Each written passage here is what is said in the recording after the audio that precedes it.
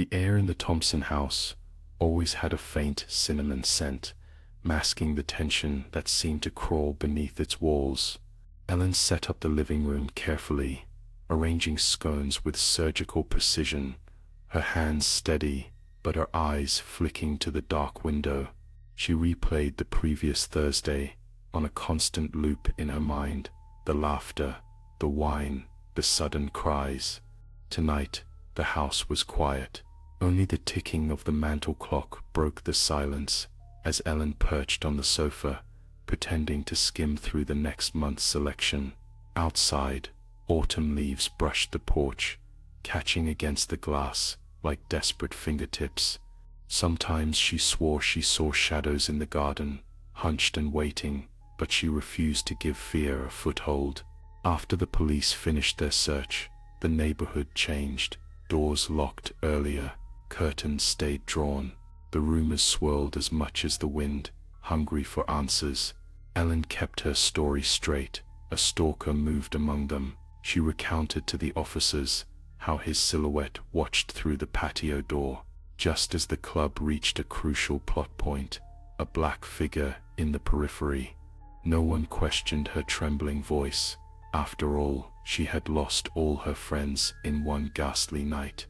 Ellen knew how to perform grief. She moved with the weight of loss, claimed nightmares, and let her eyes dart to empty chairs. No one noticed how easily she feigned startlement at harmless noises, or how quickly tears came when the topic veered too close to the truth. The police concluded it must have been a madman. The local paper printed a simple headline, "Suburbia in Peril, Book Club Massacre." Beneath the words, Ellen's face looked pale and heartbroken.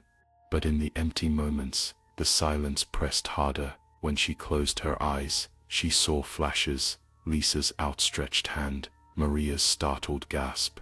Sometimes she heard the echoes of their whispers in the upstairs hall, a susurrus of guilt that stuck to her skin.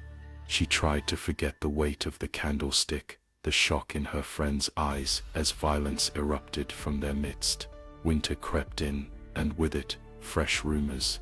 A neighbor reported seeing a man lurking in the backyard again, described by Ellen's own words, a twisted grin, eyes full of hate, but no footprints marred the frost. The police returned, less sure now, their questions lingering longer than before.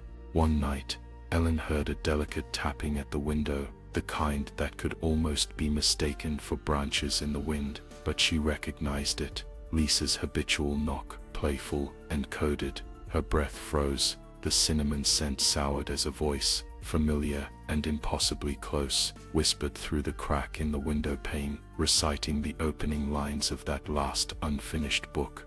Ellen spun around to find her living room bathed in darkness, except for the faint shadow of 5 women seated where her book club always gathered, their faces obscured, but their eyes fixed on her, waiting for the truth to be read aloud.